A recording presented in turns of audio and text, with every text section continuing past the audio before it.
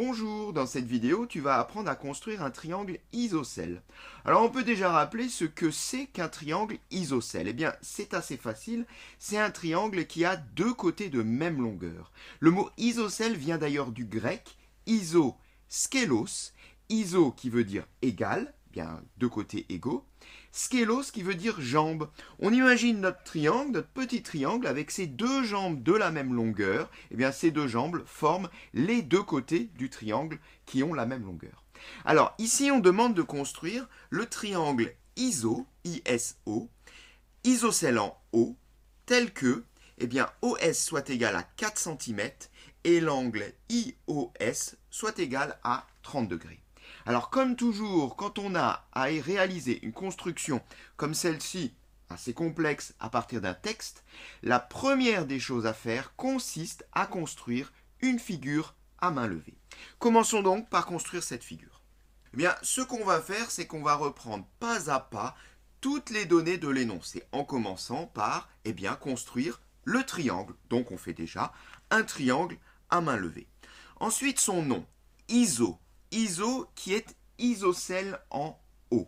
Alors, s'il est isocèle en O, cela signifie que les deux côtés de la même longueur ont pour sommet commun le point O. Donc, tout en haut, on peut écrire O et compléter avec IS en bas, disons, à la base de notre triangle isocèle.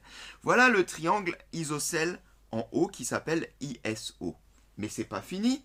Là, on a pour l'instant reporté la première ligne du texte. Poursuivons.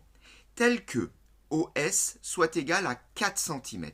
Alors, OS égale à 4 cm, on écrit à côté de OS 4 cm, mais comme le triangle est isocèle en O, cela signifie que OI est également égal à 4 cm. Donc, on peut coder OS et OI, segments de la même longueur. Poursuivons.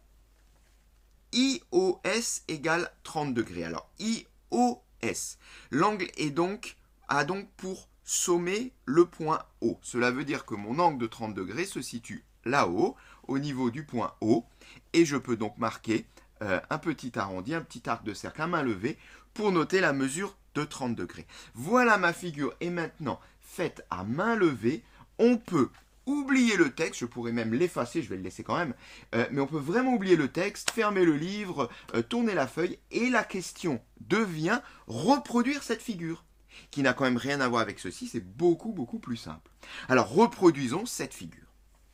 Bien, ce qu'on va commencer par faire, évidemment, c'est par construire une des longueurs dont on connaît, enfin plutôt un des côtés dont on connaît la longueur. Puisque on en a deux, on a OI et OS, on en choisit un, peu importe. Commençons par OI par exemple, et donc je trace un segment OI de longueur 4 cm.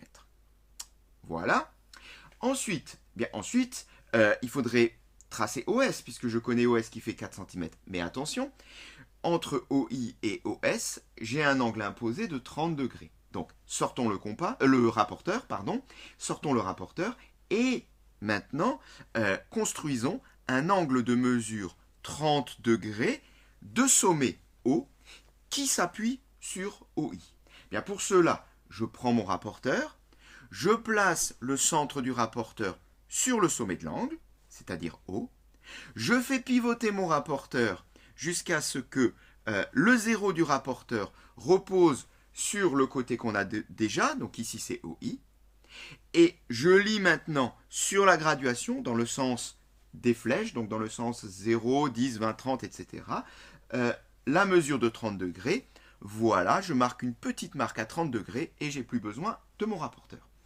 J'ai plus besoin de mon rapporteur car maintenant, je peux construire cet angle de 30 degrés entre OI et OS. Traçons une demi-droite. Voilà. Mais attention, OS ne fait que 4 cm, donc je vais mesurer 4 cm sur la droite OS de façon à placer le point S.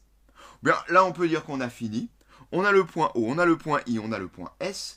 Il ne nous reste plus qu'à fermer notre triangle avec le segment IS, peu importe sa mesure, je ne la connais pas, on n'en a pas besoin, pour obtenir mon triangle OIS, isocèle en O, tel que OS soit égal à 4 cm et tel que l'angle IOS soit égal à 30 degrés, et cette séquence est terminée.